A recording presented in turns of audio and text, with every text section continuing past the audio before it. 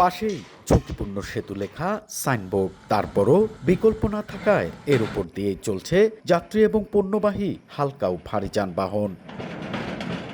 বান্দরবানে উঁচু নিচু পাহাড়ি আঁকাবাঁকা পথে ছোট ছোট ছিরি ও ছড়া থাকায় যান চলাচলের জন্য কিছু দূর পরপর রয়েছে কাঠ ও লোহার তৈরি বেইলি ব্রিজ। ৮০-র দশকে নির্মিত এসব সেতু কোথাও ধসে পড়েছে, কোথাও খুলে গেছে লোহার পাটাতন, আবার কোথাও পচে গেছে কাঠ। এ অবস্থায় কোনো কোনো সেতুর নিচে বালুর বস্তা, লোহার পাটাতন ও কাঠের তক্তা দিয়ে আটকানো। ঝুঁকিপূর্ণ এসব সেতু এখন মৃত্যু ফাঁদে পরিণত হয়েছে। বীজগুলো পুরানো হয়ে গেছে, একটু যাতায়াতে সমস্যা হয়।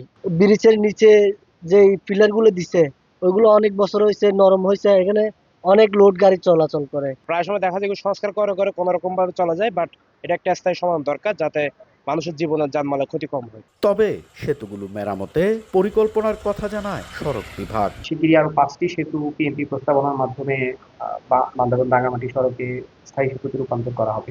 বান্দরবানের বাকি 54টি ঝুঁকিপূর্ণ বেইলি সেতু আরসিসি সেতুতে স্থায়ীভাবে রিপ্লেস করার জন্য একটি উন্নয়ন প্রকল্প প্রস্তাব সড়ক পরিবহন মন্ত্রণালয়ে প্রেরণ করা হয়েছে।